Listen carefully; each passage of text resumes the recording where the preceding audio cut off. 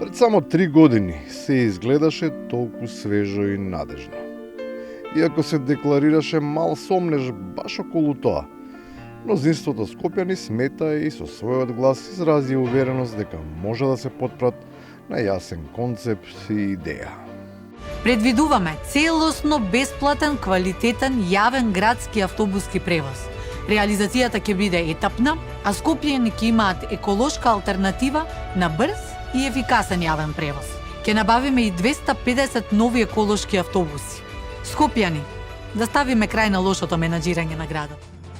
По само неколку месеци, давајќи отчет, победниците отидоа и чекор понапред. Се чинеше дека визијата е само прашање на ден кога ќе стане реалност. Печатокот доби своја подкрепа во прецизен мегаплан, и тоа не за спас, туку за прогрес. Изминатиот период сериозно работевме на контакти, разговори и преговори со неколку светски компании кои што произведуваат електрични автобуси. Тоа се набавка на нови минимум 100 парчиња електрични автобуси. Тоа е и дел од изборната програма и ветување на независниот кандидат, градоначелник сега на Скопје, Даниел Арсовска. Тоа е во завршна фаза. Сме и во подготовка на тендерската процедура за набавка нови автобуси.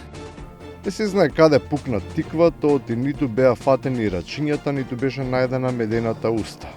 Остана само впечатокот дека се работи за судина суети и приватни недоразбирања. И не застана таму. По само една година, градоначалничката го тестираше Скопскиот совет, предводен од ВМРО ДПМНЕ.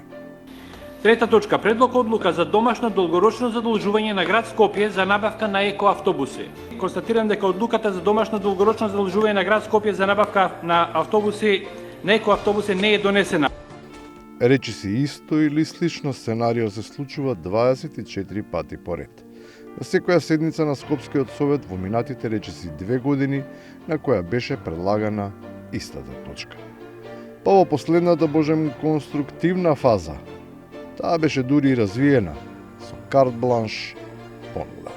Сами да формирате комисија или во рамки на постојните тела на Советот на градот Скопје да одлучите во која банка ќе се финансира проектот, со колку средства ќе се финансира.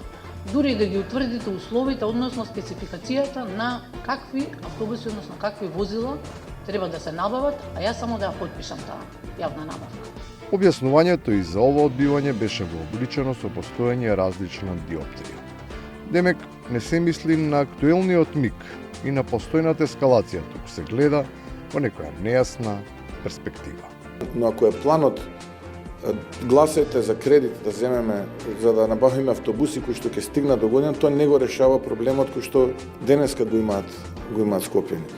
И на крајот, сепак изгледа дека не постојат инстант решенија, па кажаното веќе не важи. И набрзо денеска ќе излеземе со еден нов предлог проект, а тоа е анализираме се уште каква е расположивата моќ на буџетот за набавка на помеѓу 100 и 120 електрични автобуси заедно со полначи 50-тина. Скопјани веќе цели 3 години се во Коштус. Само затоа што нема толку многу полначи кои би можеле да наточат количество енергија потребна до врв да се наполни егото на политички раскараните.